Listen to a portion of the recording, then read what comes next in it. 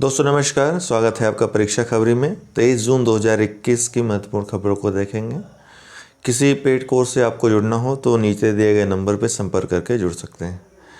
सतत विकास रिपोर्ट 2021 अभी प्रकाशित हुई है। SDG इंडेक्स बहुत महत्वपूर्ण है परीक्षा की दृष्टि से।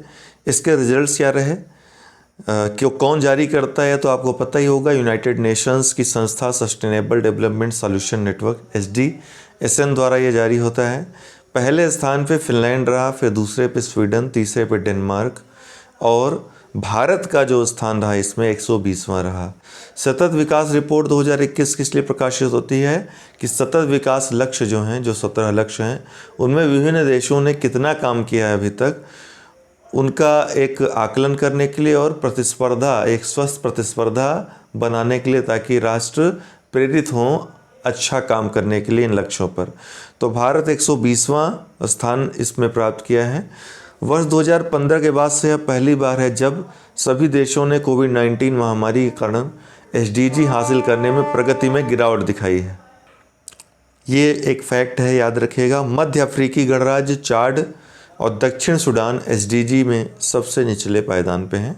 मध्य अफ्रीकी गणराज्य इसमें सबसे निचले पायदान पे है। भारत की रैंकिंग महत्वपूर्ण है, 120वीं, याद रखिएगा। गेन ऑफ फंक्शन रिसर्च, ये आप जैसा कि देख रहे हैं वुहान इंस्टीट्यूट ऑफ वायरोलॉजी, तो इसका एक प्रयोग था गेन ऑफ फंक्शन रिसर्च, जिससे ही जो प्रयोगशाला से कोरोना वायरस SARS-CoV-2 था उसके बाहर जाने की संभावना बताई जा रही है।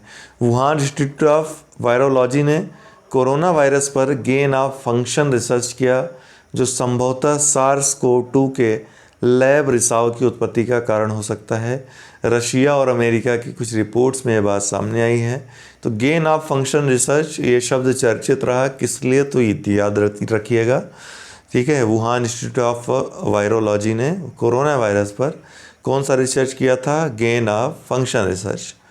वायरोलॉजी के अंतर्गत गेन ऑफ फंक्शन रिसर्च में प्रयोगशाला में एक जीव को जानबूझकर बदलना, एक जीन को बदलना या एक रोगजनक में उत्परिवर्तन की शुरुआत करना शामिल होता है, ताकि इसकी संप्रेषणीयता, विषाणु और प्रतिरक्षात्मकता का अध्ययन किया जा सके।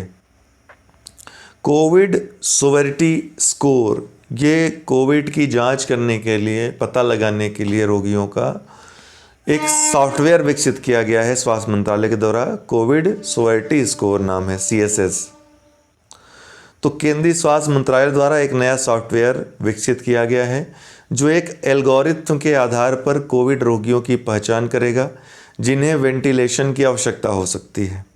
Foundation for innovation in health Kolkata ने विज्ञान और प्रौद्योगिकी विभाग और IIT गुवाहाटी के सहयोग के साथ इस एल्गोरिथम को या सॉफ्टवेयर को विकसित किया है, केंद्रीय स्वास्थ्य मंत्रालय के अंतर्गत, ठीक है। तो ये ध्यान रखिएगा किसने विकसित किया है, किस लिए है।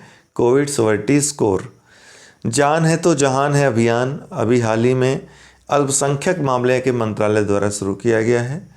कोविड टीकाकरण जागरूकता अभियान, जो अफवाह तमाम तरह की फैला दी गई है कोविड टीके को लेकर के, तो उन अफवाहों पर अंकुश लगाने के लिए, लोगों को जागरूक करने के लिए जान है तो जहान है अभियान शुरू किया गया है।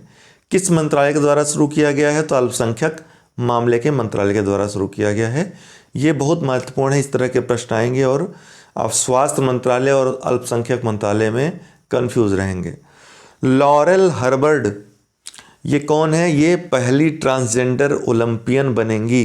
क्या नाम है? लॉरेल हर्बर्ड। किस खेल में? भारोत्तोलन में।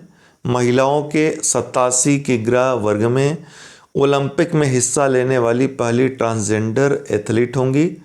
न्यूजीलैंड ओलंपिक समिति ने इनको चुना है, इन्होंने क्वालिफाई किया है ओलंपिक के लिए, ठीक है। डिलिमिटेशन कमीशन हाल ही में बनाया गया है। जम्मू कश्मीर, असम, अरुणाचल प्रदेश, नागालैंड और मणिपुर, इन राज्यों के लिए। जम्मू कश्मीर इसलिए क्योंकि नया गठन हुआ है जम्मू कश्मीर का, एक नए केंद्र शासित प्रदेश जिसमें विधानसभा होगी। लद्दाख को अलग कर दिया गया है, तो यहाँ तो परिसीमन की आवश्यकता है ही चुनावों के लिए। इसके अलावा असम, अरुणाचल प्रदेश, नागालैंड और मणिपुर में भी अभी तक परिसीमन नहीं हुआ था। इसके पीछे जो परिसीमन हुआ था उसमें ये छूट गए थे, इसलिए इनका परिसीमन भी जरूरी था। तो इन 5 राज्यों का परिसीमन करने के लिए परिसीमन आयोग का गठन किया गया है। ठीक है, आइए देखते हैं इसके बारे में, परिसीमन की पूरे प्रावधान के बारे में, और वर्तमान में जो परिसीमन गठन हुआ है किसकी अध्यक्षता में हुआ है, ये सारी चीज़ें देखेंगे। तो किसी राज्य या केंद्र शासित प्रदेश में विधानसभा और लोकसभा के लिए निर्वाचन क्षेत्र का जो विधायकी क्षेत्र या सांसदीय क्षेत्र होता है उसका निर्धारण करने के लिए, अर्थात कितना होगा, इसमें प्रक्रिया में लोकसभा या विधानसभा की सीटों की सीमाओं का पुनर्निर्धारण किया जाता है या फिर निर्धारण किया जाता है। परिसीमन आयोग के आदेशों को कानून के समान शक्तियां प्राप्त होती हैं और इन्हें किसी भी अदालत के समक्ष चुनौती नहीं दी जा सकती है। परिसीमन आयोग अधिनियम 2002 के अनुसार केंद्र सरकार द्वारा नियुक्त परिसीमन आयोग में 3 सदस्य होते हैं, जिनमें अध्यक्ष के रूप में उच्चतम न्यायालय के सेवारत या सेवानिवृत्त न्यायाधीश तथा पदेन सदस्य के रूप में मुख्य निर्वाचन आयुक्त तथा अथवा इनके द्वारा नामित निर्वाचन आयुक्त एवं राज्य निर्वाचन आयुक्त शामिल होते हैं। तो कुल 3 सदस्य इस तरह होते हैं। समय के साथ जनसंख्या में हुए बदलाव के बाद सभी नागरिकों के लिए समान प्रतिनिधित्व को सुनिश्चित करने के लिए अनुसूचित वर्ग के लोगों के हितों की रक्षा के लिए आरक्षित सीटों का निर्धारण भी परिसीमन के प्रक्रिया के द्वारा ही निश्चित होता है। ये दोनों इनके उद्देश्य होते हैं। संवैधानिक प्रावधान किसमें है, तो संविधान के अनुच्छेद 82 के अंतर्गत प्रत्येक जनगणना के पश्चात भारत की संसद द्वारा एक परिसीमन अधिनियम कानून बनाया जाता है। अनुच्छेद 170 के तहत प्रत्येक जनगणना के बाद परिसीमन अधिनियम के अनुसार राज्यों को भी क्षेत्रीय निर्वाचन क्षेत्रों में विभाजित किया जाता है। आज़ादी के बाद से अब तक कुल 5 परिसीमन आयोगों का गठन किया गया जा चुका है।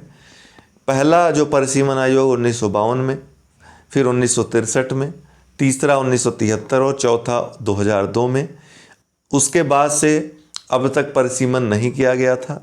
5वां परिसीमन का गठन जो है जम्मू कश्मीर और 4 पूर्वोत्तर राज्यों असम, अरुणाचल प्रदेश, मणिपुर और नागालैंड के परिसीमन के लिए 2020 में किया गया है। ये सीमित है, लिमिटेड है, केवल इन 5 राज्यों के लिए ही है। ठीक है, अर्थात असम, अरुणाचल प्रदेश, मणिपुर, नागालैंड और एक केंद्र शासित प्रदेश जम्मू कश्मीर के लिए है। और कौन अध्यक्ष हैं इस परिसीमन आयोग की, तो सुप्रीम कोर्ट की पूर्व जज रंजना प्रकाश देसाई इसकी अध्यक्ष बनाई गई हैं। Okay, one liner current affairs में क्या है, संयुक्त राष्ट्र की तरफ से जारी ताज़ा रिपोर्ट के अनुसार 2020 में भारत दुनिया में सबसे ज़्यादा एफडीआई हासिल करने वाला किस नंबर का देश बन गया है, तो 5वां। तो भारत 5वां सबसे बड़ा देश बन गया है एफडीआई हासिल करने वाला दुनिया में। कितना एफडीआई मिला है भारत को, फॉरेन डायरेक्ट इन्वेस्टमेंट, 64 अरब डॉलर का एफडीआई मिला है। Centre for science and environment द्वारा जारी ईज ऑफ लिविंग इंडेक्स 2020 में किस शहर को भारत के सबसे रहने योग्य शहर के रूप में नामित किया गया है, तो बेंगलुरु को। Centre for science and environment ने ये रैंकिंग जारी की है, ease of living index 2020। Bengaluru को भारत का सबसे रहने योग्य शहर के रूप में नामित किया गया है, पहले स्थान पे।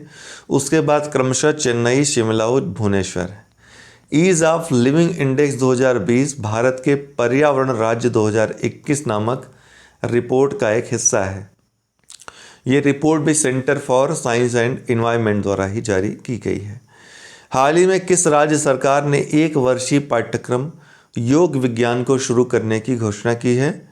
किस राज्य सरकार ने दोस्तों? दिल्ली राज्य सरकार ने। ओके, ये 1 वर्षीय पाठ्यक्रम होगा योग विज्ञान, इसको शुरू करने की घोषणा दिल्ली सरकार ने की है। Thanks for watching.